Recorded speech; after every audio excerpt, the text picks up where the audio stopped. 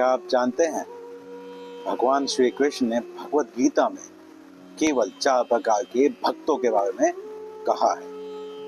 लेकिन मैं यदि कहूं कि अधिकांश लोग इस श्लोक को आज तक गलत ही समझ रहे हैं, और सबसे बड़ा सवाल तो ये है कि क्या आप उन 4 प्रकार के भक्तों में आते हैं?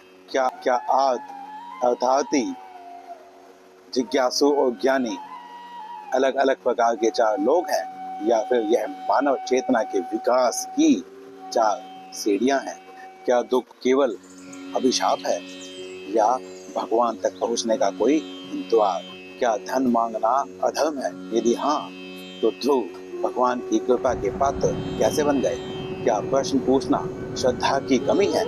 यदि हाँ, तो फिर अर्जुन को भगवत गीता जैसा ज्ञान क्यों मिला? और सबसे बड़ा प्रश्न, भगवान के अनुसार सबसे प्रिय भक्त कौन है? वह जो दुख में पुकारता है, वह जो धन मांगता है, वह जो प्रश्न पूछता है, या वह जो सत्य को जान चुका है? आज हम केवल एक श्लोक नहीं समझेंगे, हम समझेंगे मानव चेतना की संपूर्ण यात्रा, दुख से लेकर ज्ञान तक, यातना से लेकर समर्पण तक, और जीव से लेकर ब्रह्म भाव तक जाने की यात्रा। चतुर्विधा भजन्ते मां जना सुकृतिनो अर्जुन, आतो जिज्ञासो अर्थार्थी, ज्ञानी च भरतर्षभ। भगवान कहते हैं, हे अर्जुन, 4 प्रकार के सुकृतिवान लोग मेरी भक्ति करते हैं, अर्थार्थी, जिज्ञासु और ज्ञानी। लेकिन इस श्लोक का रहस्य 4 शब्द में नहीं है, सुकृतिनः शब्द में छुपा हुआ है। यह शब्द इस श्लोक की आत्मा है। इस शब्द को समझे बिना इस श्लोक को समझा ही नहीं जा सकता। सुकृतिनः, यह शब्द इतना महत्वपूर्ण क्यों है? भगवान ने यह नहीं कहा कि मनुष्य मेरी ओर आता है। उन्होंने कहा सुकृतिनः, अर्थात वह व्यक्ति जिसके भीतर अभी भी प्रकाश शेष है, वह व्यक्ति जो किसी भी परिस्थिति में फंस जाए परंतु फिर भी वह दुष्कृतनः नहीं बनता, अर्थात जानबूझकर गलत कार्य करने से बचता है, जिसकी चेतना अभी पूरी तरह आसुरी नहीं हुई है, अभी वह विवेक का सहारा लेता है, वह विषयों को समझने का प्रयत्न करता है और सही निर्णय लेने का प्रयास करता है। भले ही वह उसमें असफल रहे, लेकिन प्रयास तो करता है। यदि दुख में पुकारने वाला ही यदि भगवान को पा सकता है, तो फिर दुख तो रावण को भी था, दुर्योधन को भी था, कंस को भी था, और इस धरा पर कोई भी ऐसा व्यक्ति आपको देखने को नहीं मिलेगा जिसे दुख न हो। लेकिन भगवान सबके दुख तो दूर नहीं करते हैं। इसका कारण क्या है? और हर व्यक्ति दुख में भगवान की ओर नहीं मुड़ता। कुछ लोग आत्महत्या कर लेते हैं, कुछ लोग शराब पीने लगते हैं, कुछ नशा करते हैं, कुछ अपराध करने लगते हैं। तो यहाँ पर जो भेद है वह क्या है? वह है सुकृतिनः। लेकिन आइए सबसे पहले अर्थ को समझते हैं। सामान्य अर्थ होता है दुखी व्यक्ति, लेकिन भगवान केवल दुखी व्यक्ति की बात नहीं कर रही हैं, क्योंकि संसार में दुखी लगभग हर व्यक्ति है। अर्थ वह है जो दुख में भी भगवान को अंतिम आश्रय मानता है। यदि इसका कोई उदाहरण हमें अपने इतिहास में ढूंढना हो तो फिर हम क्या ढूंढेंगे? सामान्यतः व्यक्ति के मन में सबसे पहले द्रौपदी जी हरण का वह दृश्य आता है, जब द्रौपदी को भरी सभा में अपमानित किया जा रहा था। तब उन्होंने भगवान श्री कृष्ण को बुलाया था, वह दुख में थी। भगवान श्री कृष्ण आए, उनकी सहायता की, परंतु द्रौपदी आर्त भक्त नहीं थी। यदि आपको आर्त भक्ति का सबसे उत्तम उदाहरण चाहिए तो आपको देखना होगा महाभारत से ही माता उत्तरा की तरफ। माता उत्तरा अभिमन्यु जी की धर्मपत्नी थी। महाभारत का युद्ध समाप्त हो चुका था, अभिमन्यु वीरगति को प्राप्त हो चुके थे और उत्तरा गर्भवती थी। तभी अश्वत्थामा ने ब्रह्मास्त्र छोड़ दिया। लक्ष्य कौन था? उत्तरा का गर्भ। कल्पना कीजिए, एक गर्भवती स्त्री जिसके गर्भस्थ पुत्र के विनाश के लिए ब्रह्मास्त्र छोड़ा गया हो, वह किसे पुकारे? राजा को सेना को, किसी योद्धा को नहीं, वह सीधे भगवान के पास दौड़ी। उसने भगवान को ही आवाज लगाई। वह जानती थी कि इस संसार में कोई उपाय हो या न हो, उसे ढूंढने में तो मुझे बहुत समय लग जाएगा, परंतु यदि मैं सीधा भगवान की ओर जाऊं तो फिर वहां पर कोई भी ऐसी विपत्ति नहीं है कि जिसका हल न हो सके। यही श्रद्धा उत्तरा को आत्मभक्ति का सबसे बड़ा उदाहरण बनाती है। यही अर्थ है, जब संसार में कोई उपाय शेष न बचे तब चेतना सीधे भगवान की ओर भागे। परंतु इसका यह अर्थ नहीं है कि जब दुख आए तब ही चेतना भगवान की ओर भागनी चाहिए। यहाँ पर हमने द्रौपदी जी से बात प्रारंभ की थी, तो द्रौपदी जी को मदद करने भगवान क्यों आए? इसीलिए क्योंकि द्रौपदी जी ने कभी भी भगवान को विश्वाया नहीं था। जब वह महल में थी, जब वह वनवास में थी, अच्छी स्थिति में, बुरी स्थिति में, द्रौपदी जी भगवान श्री कृष्ण की अनन्य भक्त थी। इसीलिए द्रौपदी जी का दुख हरने के लिए भगवान को आना पड़ा। इससे हम यह शिक्षा कतई न लें कि भगवान को हम बस दुख में ही याद करें, जब दुख पड़ेगा तब भी हम भगवान को याद करें तो फिर भगवान हमारी मदद कर देंगे। ऐसा नहीं होगा। इसको आप ऐसे भी समझ सकते हैं कि सनातन धर्म में यह कहा जाता है कि अंतिम क्षण में जिस भाव में व्यक्ति होता है उसी भाव को पा जाता है, प्राप्त कर लेता है, उसी गति को प्राप्त कर लेता है। तो यदि कोई अंतिम समय में भगवान का नाम ले और पूरा जीवन उसने पाप किए हो तो वह भगवान की शरण में चला जाएगा। ऐसा हो सकता है, लेकिन इसकी संभावना बहुत कम है, क्योंकि अभ्यास के बिना यह कर पाना संभव नहीं है। संभव क्यों नहीं है, इस पर भी तो ध्यान देना चाहिए। जीवन में हम यदि कोई भी लक्ष्य प्राप्त करना चाहते हैं, कुछ भी बड़ा करना चाहते हैं जिसको हम सही तरीके से कर सकें, तो हमें अभ्यास करना पड़ता है। यही हमें भगवान को पाने के लिए भी करना पड़ता है। अब भगवान क्या है, यह हम पिछले वीडियो में बतला चुके हैं।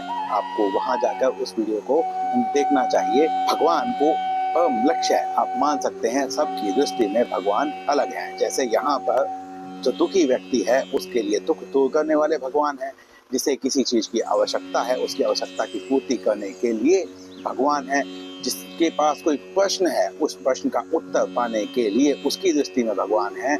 वो जो ज्ञानी है, जो सभी संपूर्ण जगत को एक ही दृष्टि से देखता है, उसकी दृष्टि में जगत ही भगवान बन जाता है। तो इसीलिए हमको यह देखना पड़ेगा कि हमारी दृष्टि क्या है। यहाँ एक और गहरा प्रश्न उठता है कि क्या ये जो आज भक्त की अवस्था है यह छोटी अवस्था है? बहुत लोग मानते हैं कि जो दुखी है, आर्त है, वह तो सबसे छोटी अवस्था है। यही विचारधारा हमारे चारों वर्णों के साथ में भी जोड़ दी गई है। जो शुद्ध है उसको सबसे छोटा कह दिया गया, परंतु ऐसा नहीं है।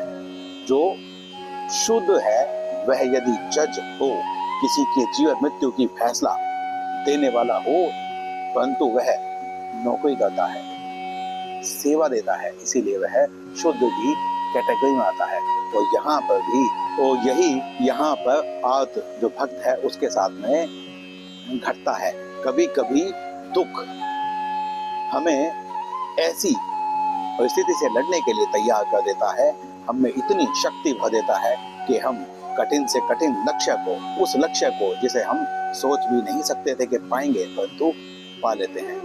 आजकल के जन जी के लिए हम यह भी कह सकते हैं कि वो एक पिक्चर आई थी ना कि ठुकरा के मेरा प्यार मेरा इंतकाम देखेगी, तो वह जो व्यक्ति था वह लड़की के छोड़ देने की वजह से दुखी हुआ, फिर उसने IAS का एग्जाम पास किया, और कुछ ऐसा ही उस पिक्चर में दिखला गया है। तो यह आपको समझना होगा कि पिक्चर भी समाज में जो घटता है उसको देखकर ही बनती है, तो कहीं ना कहीं ऐसा घटा ही होगा। इसीलिए हमको आर्त को या दुख को हमेशा अभिशाप नहीं मानना चाहिए। यह हमें परम लक्ष्य को प्राप्त करने का मार्ग भी हो सकता है। दुख न आए, कोई जीवन में ऐसा झटका न लगे तो मनुष्य सुख वाली जो नींद होती है उससे कभी जागेगा नहीं, और जब तक वह जागेगा नहीं, जब तक वह कुछ समझ पाएगा ही नहीं। इसलिए दुख शत्रु भी हो सकता है, और शिक्षा देने वाला गुरु भी। इसके बाद आता है अर्थार्थी। क्या धन मांगना गलत है? अब हम आते हैं अर्थार्थी पर। अर्थार्थी वह व्यक्ति है जो भगवान से अर्थ चाहता है। आज के समय में अर्थ का मतलब है धन, शक्ति, सम्मान, प्रतिष्ठा। लेकिन यहाँ एक बहुत बड़ी भूल हो रही है। लोग समझते हैं अर्थार्थी होना गलत है, लोग उसे स्वार्थी भी समझ लेते हैं। परंतु यदि ऐसा होता तो भगवान इसे भक्तों की श्रेणी में रखते ही क्यों? यही आप कहें तो महाराज युधिष्ठिर या आप यहाँ पर जितने भी चक्रवर्ती महाराज हुए हैं, उनके पास यदि वह धन ना मांगते, वह धन न चाहते, तो फिर किस प्रकार से राज्य चल पाता? यहाँ पर हम भक्त ध्रुव का प्रसंग भी ले सकते हैं। ध्रुव भगवान की खोज में क्यों निकले थे? क्या उनको मोक्ष चाहिए था? नहीं, वे निकले थे सम्मान पाने, राज्य पाने, अपनी पीड़ा का समाधान करने। वह अपने पिता की गोद में बैठना चाहते थे। परंतु जब वह इस यात्रा पर आगे बढ़े तो धीरे धीरे उनकी चेतना बदल गई। लेकिन शुरुआत उन्होंने अर्थ से ही की थी। तो अर्थ गलत नहीं है, अर्थ का प्रयोग हम किस प्रकार से करते हैं वही मुख्य बात है। बड़े बड़े राजा जो धन चाहते थे, वह धन इसलिए चाहते थे कि वह लोगों का, अपने राज्य का कल्याण कर सके। वह इसलिए धन नहीं चाहते थे कि वह सुख सुविधाओं को भोग सकें। जिस दिन हमें यह फर्क समझ में आ गया, उसी दिन हम यह समझ जाएंगे कि जो अर्थार्थी है उसका सही अर्थ यह है कि जो अर्थ से सदैव दूर रहता है। अर्थात वह अर्थ को ग्रहण तो करता है परंतु उसका प्रयोग स्वयं के लिए नहीं करता।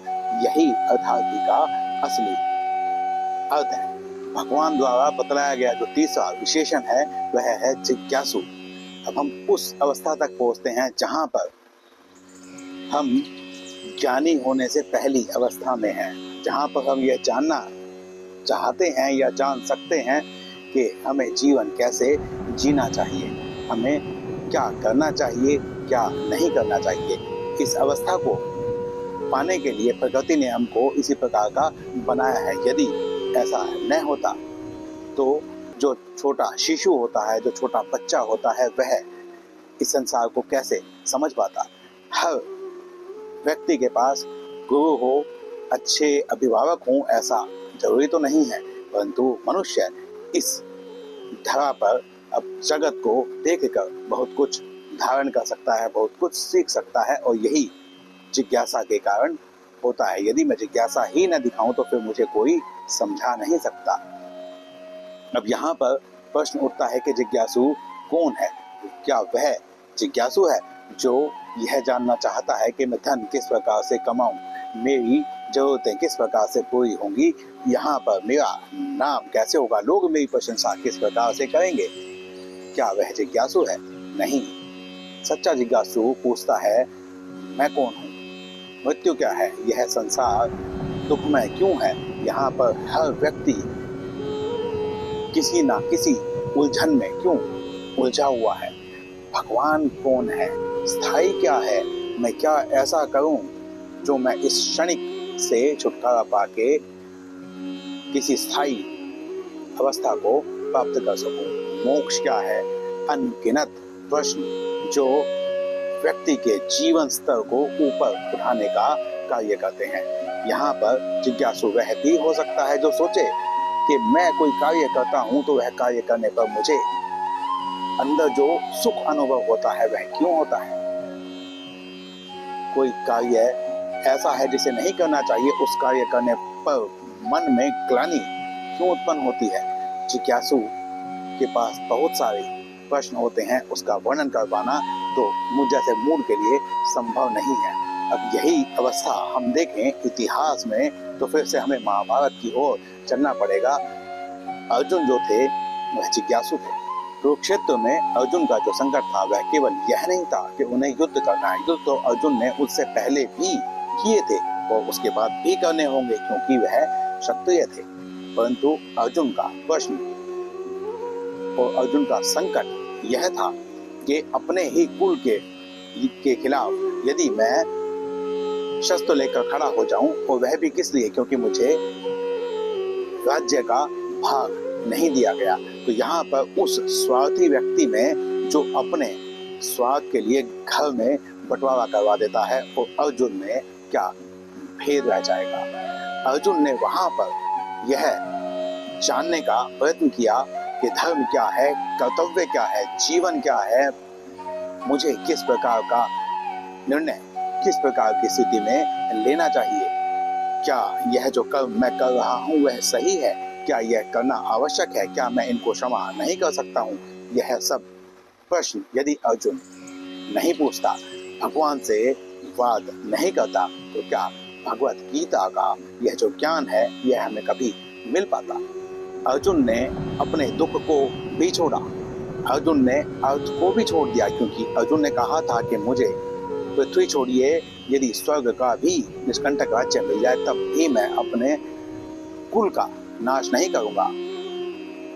इसकी वजह यह भी थी कि पीछे आने वाले जो लोग हैं वह अर्जुन को स्वार्थी कहेंगे, यह कहेंगे कि वह यदि अपना भाग त्याग देता, संन्यास ले लेता, तो फिर यह जो कलह महाभारत का युद्ध हुआ यह ना होता। इसके लिए लोग दोषी अर्जुन को ही मान लेते, परंतु अर्जुन ने वह राह चुनी जिससे आज के समय का हर व्यक्ति सही और गलत का अंदाजा लगाने के लिए, उसे समझने के लिए भगवत गीता के ज्ञान पर आश्रित होकर सही निर्णय ले सकता है।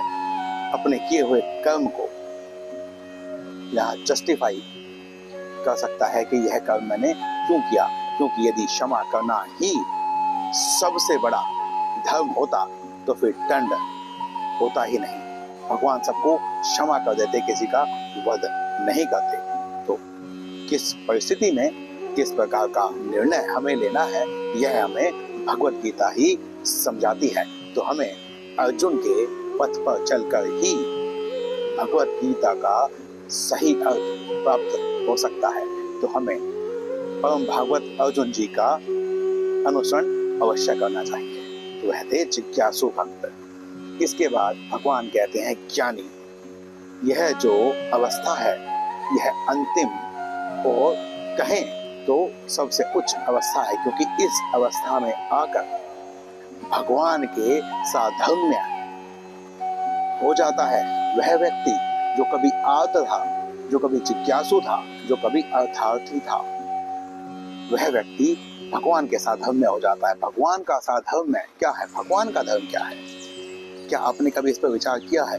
भगवान का धर्म है करुणा करना, दया करना, हर परिस्थिति में दूसरों का कल्याण करना, स्वयं के लिए कुछ नहीं चाहना, राग और द्वेष से दूर रहना। यह भगवान के कुछ छोटे से अंश मात्र का वर्णन आप समझ लीजिए। ज्ञानी व्यक्ति भी इसी राह पर चलकर इस संसार से राग और द्वेष को मिटा देता है। वह जो भी कार्य करता है संपूर्ण जगत के कल्याण के लिए करता है। वह हर कदम इस प्रकार से उठाता है कि उसका अनुसरण करने वाले कोई ऐसा कार्य न कर बैठे जिसकी वजह से उनका नाश हो जाए। ज्ञानी व्यक्ति चाहे जितना कष्ट मिल जाए उस कष्ट को सहन करता है, परंतु किसी और को अनावश्यक कष्ट नहीं देता। यदि वह अधिकारी है तो उसे कष्ट मिलेगा अवश्य, परंतु अनावश्यक, जहाँ पर आवश्यकता नहीं है, जहाँ पर किसी का पाप नहीं है, उसे फिर दंड नहीं देता है। यही ज्ञानी होता है। अब ज्ञानी राजा भी हो सकता है, ज्ञानी गुरु भी हो सकता है, और ज्ञानी आप स्वयं भी हो सकते हैं। ज्ञानी का अर्थ केवल पढ़ा लिखा व्यक्ति नहीं है। ज्ञानी वह है जो जान चुका है कि जो बदल रहा है वह अंतिम सत्य नहीं है, जो जन्मा है वह नष्ट होगा, और जो नष्ट होता है वह मैं नहीं। यहाँ पर आप अगर देखें तो जनक जी का उदाहरण ले सकते हैं। राजा भी थे, गृहस्थ भी थे, कर्तव्यनिष्ठ भी थे, लेकिन भीतर से मुक्त थे। यही कर्मयोग है। संसार छोड़ना नहीं है, संसार में रहकर उससे ऊपर उठना है, और स्वयं ऊपर नहीं उठना है। साथ में आपके पीछे जो लोग हैं, जो आपका अनुसरण करते हैं, वह भी पीछे उठे, ऐसी व्यवस्था भी बनाने का उत्तरदायित्व ज्ञानियों का ही है। यही वर्ण व्यवस्था की ब्राह्मण वाली वर्ण है, उसे हम ज्ञानी कहते हैं। किसी भी व्यक्ति को जन्म से ज्ञानी नहीं कहा जा सकता, किसी भी व्यक्ति को जन्म से ब्राह्मण नहीं कहा जा सकता। यदि कोई भी व्यक्ति जन्म से ब्राह्मण होता तो फिर भगवान राम और भगवान कृष्ण पढ़ने के लिए गुरुकुल नहीं जाते। चाहे उन्होंने दिखाने के लिए ही किया, परंतु उन्होंने यह उदाहरण प्रस्तुत किया कि हमें गुरुकुल में जाकर या हमें अच्छी शिक्षाओं को ग्रहण करना होता है। हम जन्म से नहीं, हम कर्म से ब्राह्मण ज्ञानी बन सकते हैं। अब सबसे महत्वपूर्ण बात, क्या ये 4 प्रकार के लोग हैं? मुझे ऐसा नहीं लगता, क्योंकि एक ही मनुष्य कभी आर्त होता है, कभी अर्थार्थी होता है, कभी जिज्ञासु होता है, कभी यात्रा पूरी हो जाए तो वह ज्ञानी हो जाता है। इसलिए यह 4 लोग नहीं, मानव चेतना की 4 सीढ़ियां हैं। उत्तरा, ध्रुव, अर्जुन और महाराज जनक ये केवल पात्र नहीं है, यह आपकी और हमारी चेतना के 4 पड़ाव हैं। हम सब कभी न कभी उत्तरा बनते हैं जब दुख में भगवान को पुकारते हैं। हम कभी ध्रुव बनते हैं जब इच्छाओं के साथ भगवान के पास जाते हैं। हम सब कभी अर्जुन बनते हैं, जीवन में अर्थ का प्रश्न उठाते हैं, और गीता हमें जनक बनने की दिशा दिखाती है। अंतिम चरण में मैं बस इतना ही कहना चाहूंगा कि शायद भगवान को हमारी पूर्णता नहीं चाहिए, उन्हें केवल हमारी दिशा चाहिए। परंतु यहाँ पर भी एक भेद आ रहा है कि भगवान को हमसे कुछ क्यों चाहिए, क्योंकि भगवान तो स्वयं में पूर्ण है। भगवान का यही धर्म है कि यदि हम सही दिशा में चलेंगे तो फिर हम उस परम लक्ष्य को, उस भगवान को, उस कल्याण को, उस करुणा को प्राप्त करने के अधिकारी बन जाएंगे। यही गीता 7.16 का रहस्य है। यह 4 भक्तों की सूची नहीं, यह मानव चेतना का मानचित्र है, जो दुख से प्रारंभ होकर ज्ञान पे समाप्त हो जाता है। मिलते हैं किसी अगले वीडियो में। शिव सीताराम।